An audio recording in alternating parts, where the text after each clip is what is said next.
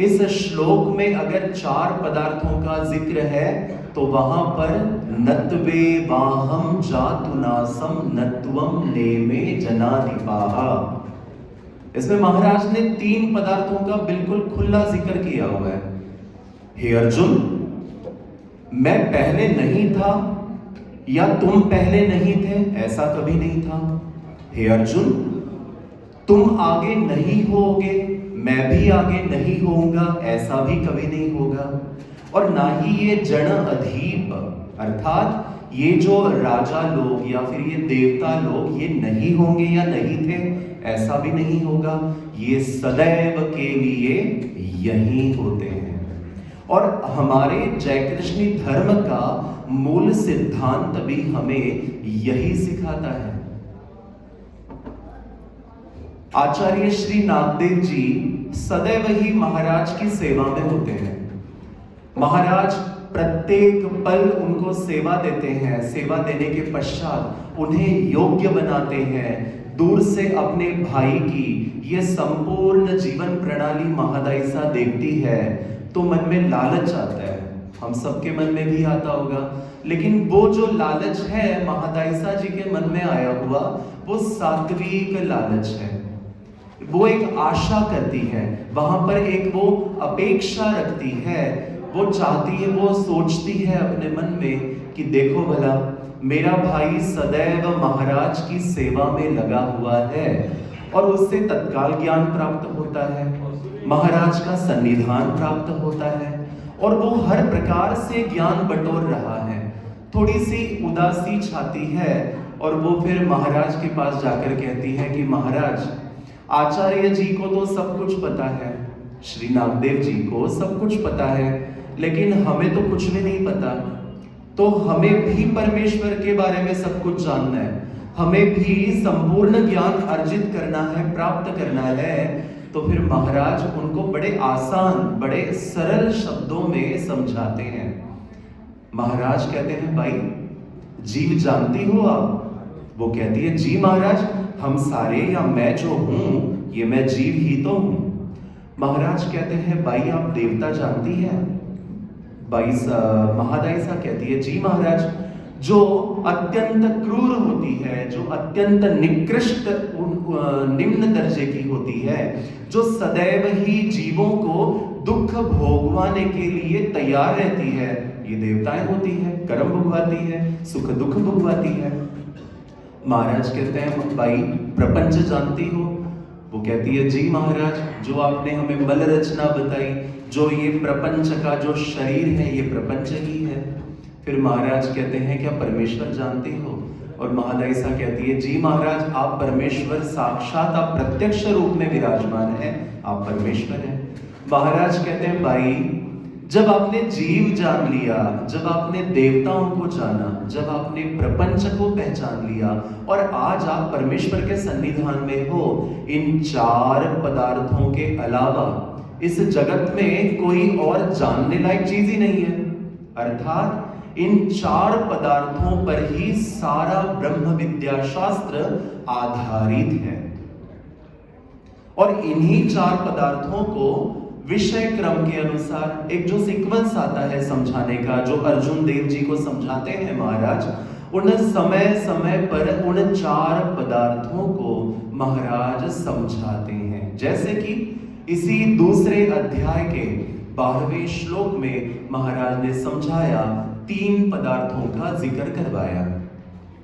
उसके बाद फिर महाराज ने इस देह की अवस्थाएं भी बताई है। पिछले धर्म वार्ता में हमने उस विषय को लिया था, देहिनोस्मिन न्यथा देहे कौमारम यौवनम जरा तथा देहांतर प्राप्तिर धीरस्तत्र न मुह्यति।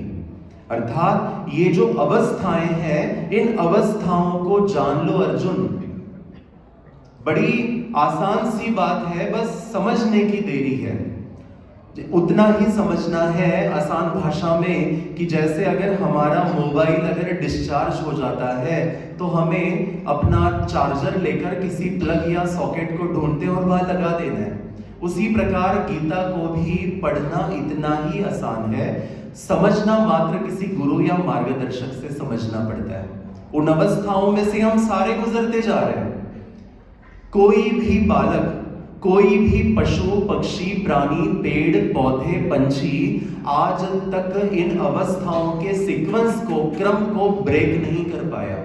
एक तो वो चला जाता है या तो वो अपनी सारी अवस्थाएं पूर्ण करता है। यही अवस्थाएं हैं: जन्म अवस्था, बालक अवस्था, जरा अवस्था, व्याधि अवस्था और मृत्यु अवस्था। इसलिए महाराज ने कहा कौमारम यौवनम जरा, कुमार अवस्था, युवा अवस्था और जरा अर्थात वृद्धावस्था। इन तीन अवस्थाओं को जो समझ लेता है वो कभी भी अपने मन में शोक नहीं धरता और ना ही वो कभी शोक करता है।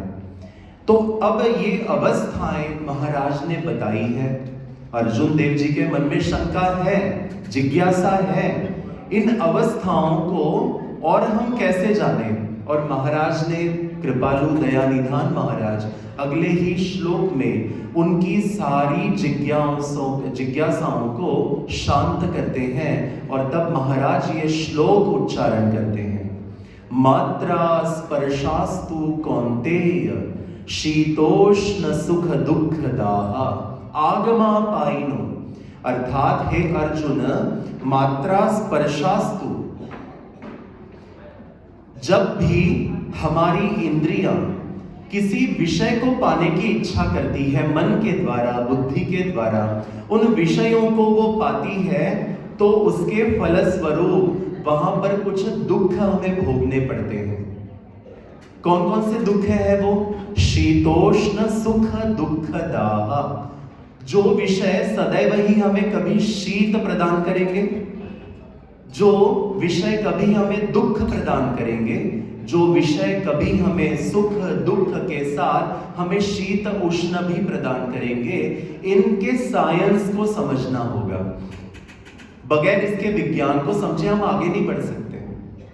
मान लो कि मेरा विषय है कि मुझे अच्छे अच्छे तले हुए भुने हुए पदार्थ अगर अच्छे लगते हैं और मेरे सामने अगर कोई समोसे रख दे, तो फिर मेरा मन क्या कहेगा, क्योंकि इंद्रियां मेरी प्रबल हो उठी है।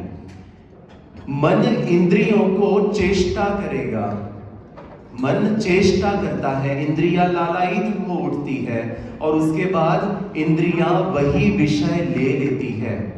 जब मेरी जीवा का विषय है तला हुआ, भुना हुआ, जो रोस्टेड है, वो हर प्रकार से तला हुआ बड़ा अच्छा लगता है जीवों को, शरीर को, इंद्रियों को। और जैसे ही मैं खाता हूं तो मैंने अपने कोलेस्ट्रॉल की चिंता नहीं की, मैंने उसके बाद मेरा बीपी कितना बढ़ेगा इसकी चिंता नहीं की। अगर मैं मीठा खाता हूं तो मैंने अपने शुगर की चिंता नहीं की। तो निश्चित रूप से वहां पर इंद्रियां उस विषय को देखती है और इंद्रियां उस विषय को कंज्यूम करती है, उसके बाद उसके सुख दुख भोगने पड़ते हैं। सुख क्षणिक मात्र का सुख है कि आपकी जिह्वा वहां पर तृप्त हो गई। वैसे जिह्वा या हमारे जो अष्ट स्वभाव है ये कभी बंद नहीं होते, ये भूख में आते हैं। अष्ट स्वभाव ये कभी तृप्त नहीं होते। एक पहर बीत जाने के बाद आपकी इंद्रियां फिर से लालायित हो उठेगी और वो कहेगी कि हिमांशु कुछ चल गरम गरम जलेबी ले आ। इस प्रकार वो कहती है इंद्रियां।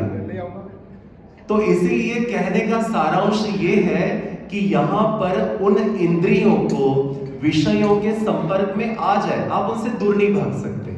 अगर दूर भागना हो तो जंगल में जाना पड़ेगा। पद्म पत्र विवाम्भसा की भांति अगर संसार में व्यवहार में रहकर, समाज के भीतर रहकर अगर हमें उन पर विजय प्राप्त करनी हो तो निश्चित रूप से वहां पर संयम रखना होगा। इसी संयम को हमारे वासुदेव भगवान श्री कृष्ण जी ने कहा, तितिक्षस्व भारतः, you have no choice so tolerate them. अर्थात तुम्हें उन्हें सहन करना होगा, तुम्हारे पास कोई पर्याय उपलब्ध नहीं है। नहीं तो अर्जुन जैसे ज्ञानी भी पर्याय मांगने लगेंगे। हम तो मांगते ही हैं। महाराज दिल्ली में सर्दियां शुरू हो गई है, अब सुबह 3 बजे नहीं उठा जाता, महाराज 5:45 बजे उठ जाते हैं, 15 मिनट कुछ कर लेते हैं। महाराज ने 3 से 6 का समय बोला ना, हम महाराज को पर्याय मांगते हैं, हम हम महाराज को ऑप्शन मानते हैं, लेकिन महाराज कहते हैं तितिक्षस्व भारत, तुम्हें ये सहन करना होगा। अगर सहन नहीं करोगे तो तुम्हारा उद्धार नहीं हो सकता, इसलिए सहन करना है।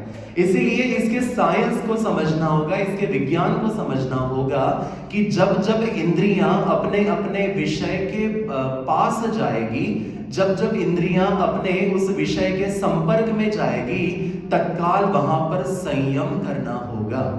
अब कैसे संयम? हमारी माताओं को एक उदाहरण जल्दी समझ आता है कि एक जो चटोरी बंदा होता है ना, पेटू बंदा, कि बस कोई भी कुछ भी दिखे बस वो कहते हैं जी ले आओ जी, बस कोई नहीं बाद में देख लेंगे। तो वो जैसे माताएं अपने बच्चे को देखती है तो स्नेह उमड़ आता है, प्रेम प्यार उमड़ आता है। उसको लगता है कि कब मैं अपने बच्चे को अपने गले से लगाऊं, कब मैं उसको वहां पर लाड़ प्यार करूं, पैम्परिंग करते हैं बहुत, उसको स्नेह से उसको सींचा जाता है उस बच्चे को।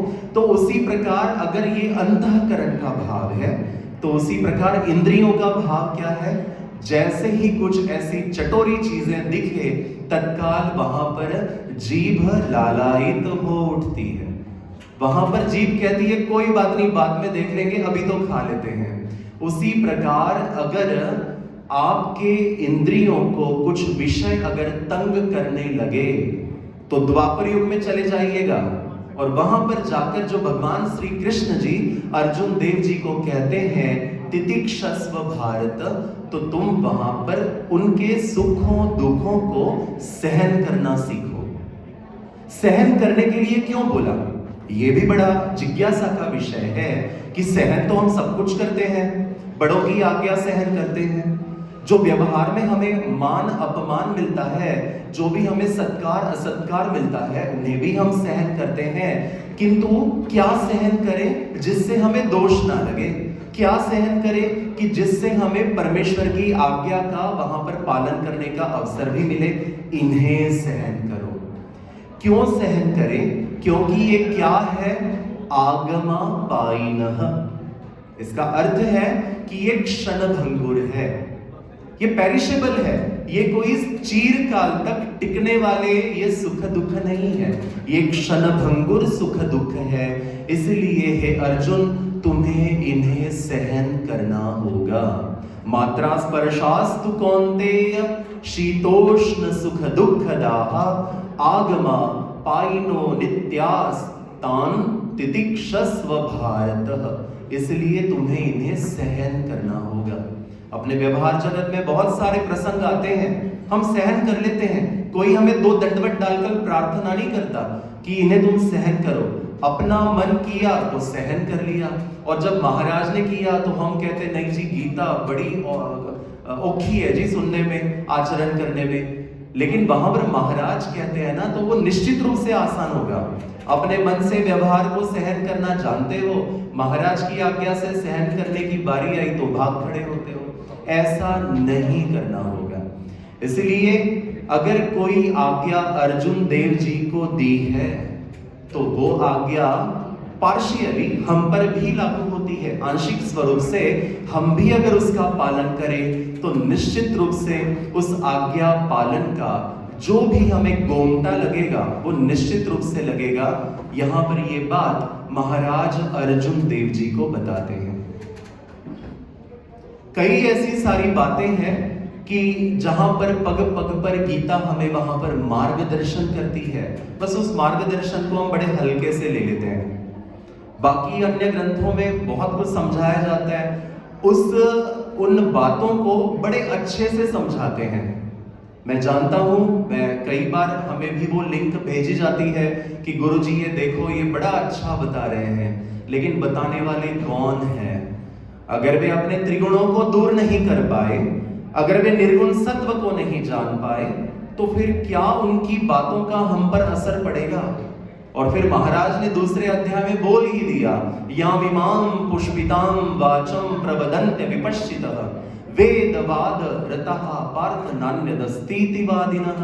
अर्थात वेदों की या ये जो वृंदावनी या वैष्णव परंपरा में कई प्रकार के संत जो होते हैं, एक छोटी सी बात कहते हैं लेकिन उसको पीछे से संगीत का सपोर्ट दिया जाता है, पीछे से कोई बहुत अच्छा विजुअलाइजेशन किया जाता है, पीछे से बहुत अच्छे अच्छे दृश्य चलाए जाते हैं, तो वो रील रूपी बात हमारे मन में घर कर जाती है।